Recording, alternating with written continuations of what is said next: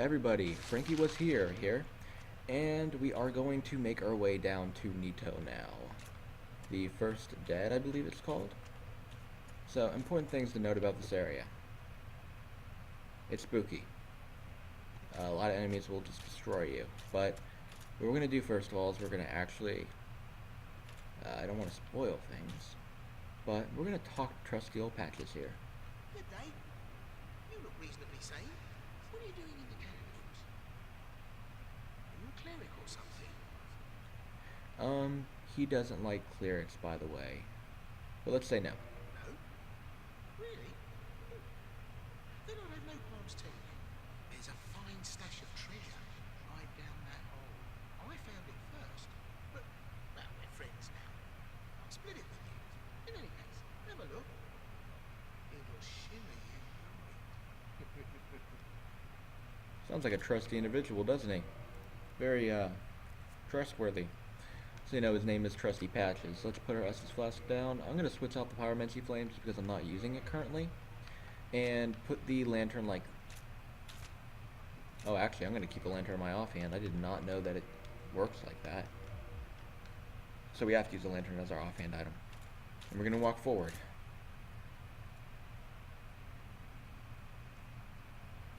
What do you know? He's telling the truth. Oh dear.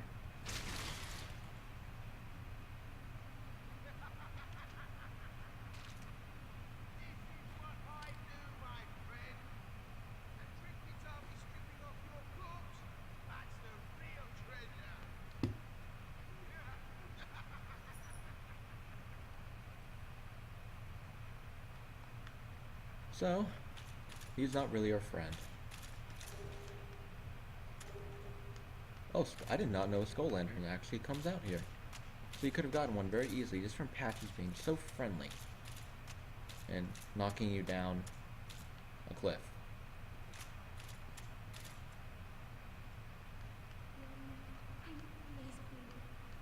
I'm finishing talking to her real quickly because she'll just tell you that her two friends and comrades became hollow.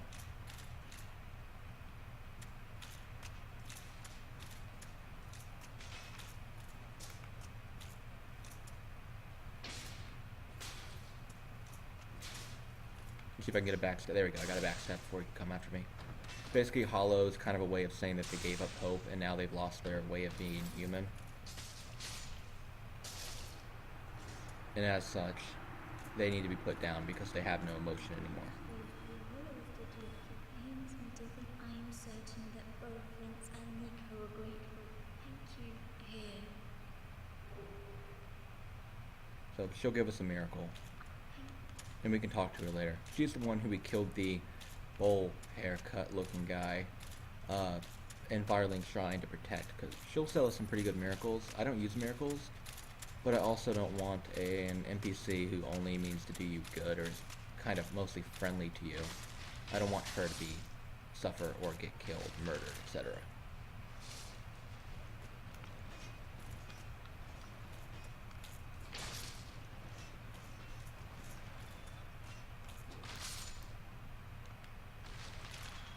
And we make our way up here. I like how the little skeleton bones spin around in circles.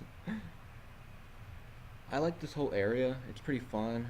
I'm able to run around here sometimes without having a lamp after I play for enough. But the main thing I don't like is I don't like the boss of this area. His whole gimmick of keep summoning enemies after you. I don't like it. So we talk to Patches again. Oh, you. Well, let's just calm down. Talk about things. I did you wrong, but I didn't mean it. These temptations can overcome me. You know what I mean, don't you? Please, forgive me. You and me, we're jolly undead outcasts, aren't we? Even if you want to be nice, say no at first. For heaven's sake, let's not mope about, eh? We're still alive. I said I'm sorry. Right. Take this.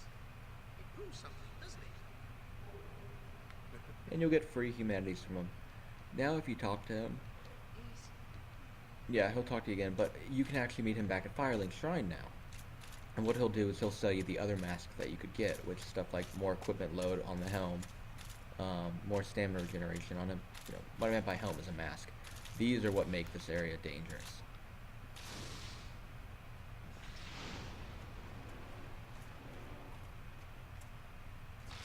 If you don't have a high stability shield, I know I just made him look like a joke, but if you don't have a high stability shield, those guys will completely just destroy you in a second. Be very careful. Those are what make this area dangerous. That and the fact that you could fall off the ledge at like any time if you're not careful enough.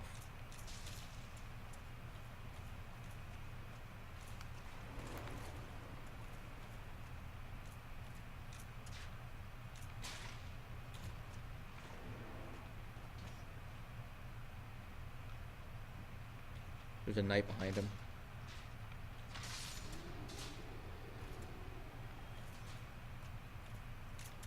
Black Halberd using knight. A little fun fact, the Black Halberd knight we found originally, way back when I got my Grass Crest shield. That's what a lot of speedrunners go and race towards.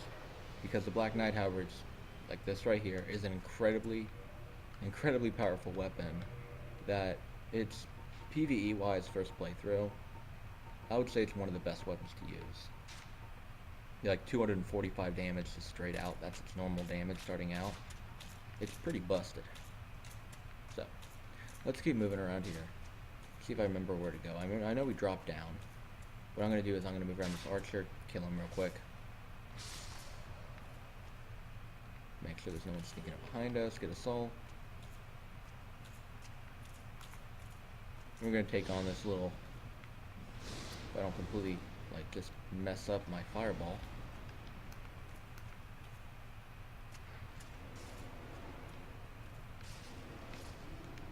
There we go.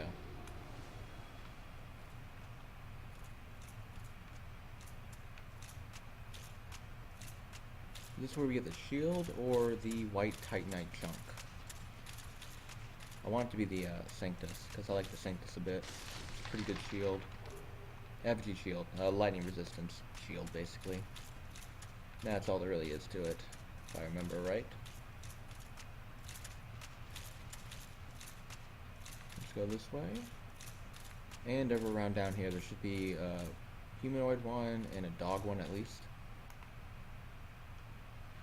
Or there are two dog ones.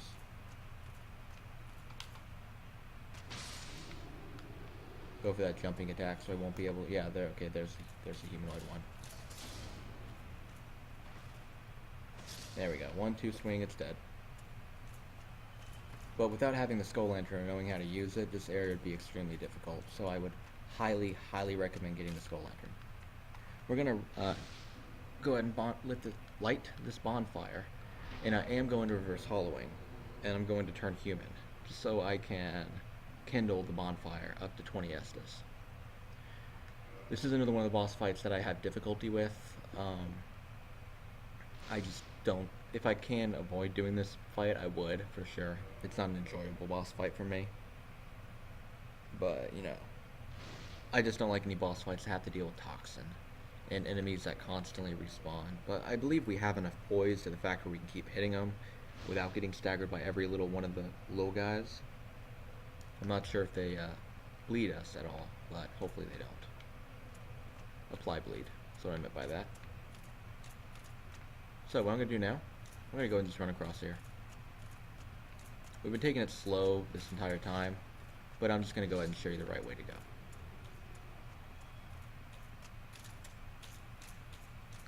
Because if you don't go around the quick way, you have to fight like 6 more or 5 more of the skeleton dogs, and unless you're a build that has a good shield like mine does, they are not enjoyable. We will be invaded by an NPC invader here. It's another reason I turned human.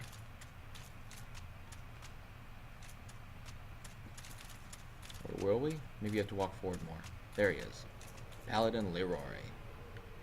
I think he's one of the most powerful summons you can have in the game. He casts miracles, heals, he does a buttload of damage. Yeah, see that? That was blocking. And his shield, the Sanctus, allows him to heal a slight amount over time. It's a very slight amount. That's Wrath of the Gods. That's what you have to be careful for.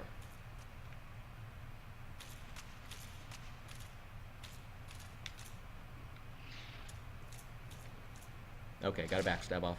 666. Wow, I feel really bad killing a paladin with a 666 backstab. It'll give us 21,000 souls, and we'll get Grant and Sanctus. These are his weapons that he was using. Let's go over to Sanctus.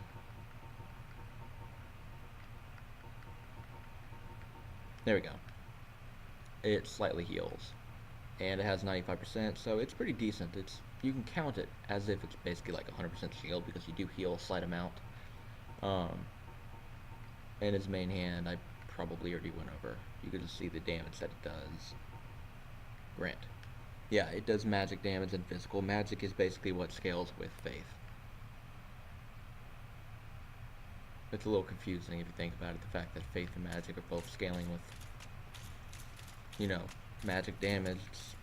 It messes me up sometimes. Anyway. Swing 1, swing 2. You don't even have to fight these guys, I'm just swinging at them. Getting a little bit of extra souls. We probably will end up losing these souls anyway, dying, so let's keep moving forward. We're gonna ignore them because honestly you don't have to fight them. And here we learn about how much of a pathetic boss was Pinwheel. Oh, now there are like 50 more Pinwheels down here. So it's a pretty pathetic boss. Poor Pinwheel. He never gets taken seriously. And there are little babies down here. This is where, if you don't have the DLC, you'll want to farm humanity here. Fighting the little tiny baby skeletons. Let's see, these ones right here. Be careful though, they can toxic you. White tighten that chunk again. But they do have a decent amount of humanity drop, so you want to farm them to need humanity. And the good thing is, I believe they actually spawn infinitely.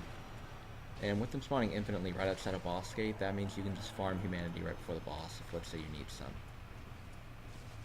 I was trying to do a jumping attack there, or a plunging attack, but oh well. Oh, we got a baby in the crossfire. That's pretty dang good. Alright, so, boss fight time. Let's see, we got a mask or something. Mask of the Father. Looks pretty swell. It's a good mask to get. Equipment load increase is really good. Let's see how much that will pop our equipment load up to. Was that a baby that did that? Yeah, it was. Let's kill that baby. We don't want to get snuck up on and get toxic. So, 136 with the Mask of the Father on. 129. So it's not bad. It's used for the Giant Dad build mainly. Okay. We can do this. We can do this. Just really do not like this boss fight, but hey, you know, what are you gonna do? You gotta fight a boss if you gotta fight a boss. I'm gonna pop it there. We're probably not gonna have a chance to even use humanity, so I'm gonna take that off the bar completely. It will just waste our time switching between, you know, item we won't even be able to use. I'll just use a repair powder for good luck. It looks so cool when you use repair powder. Just sprinkling little stuff on it. Okay.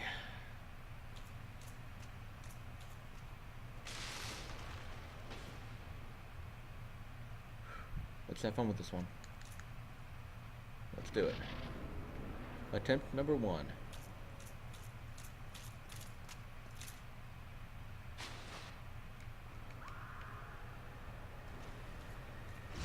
Okay, if you hear the screaming, basically, there's going to be a spirit coming out of the ground.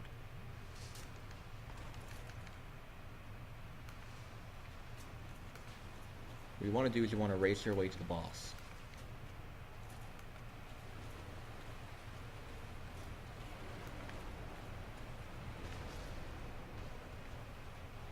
You cannot hit him underneath his robe. But here's the cool thing.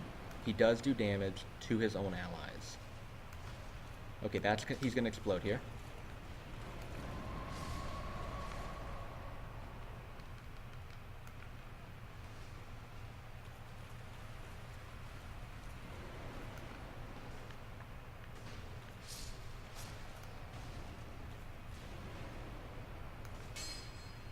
Oh wow, I've actually never fought him like this before. Keep your shield up, we're gonna block it as much as we can. I guess if he kills his own ads, it's an easy fight.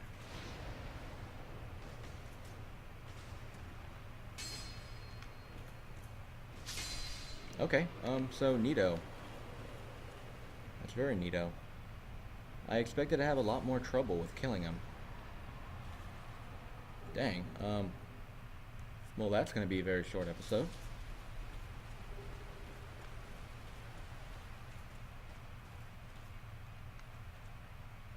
Huh, okay. Sorry, I'm a little shocked. I normally had a lot of trouble with him. I'm not sure why that was so easy this time. Why was that so easy this time? Anyway, hope you enjoyed this episode. In the next episode, we're gonna make our way to fighting Ceaseless Discharge. Then, if it's in the same episode, the Centipede, the Demon Fire Sage, and then Bed of Chaos. So all that fun and more in the next few episodes. I hope you enjoyed. If you did, feel free to watch another one. Episodes come out every single day, at least for Dark Souls right now. 10 a.m. and 3 p.m. EST time, Eastern Standard Time. So, until next time, have a good one.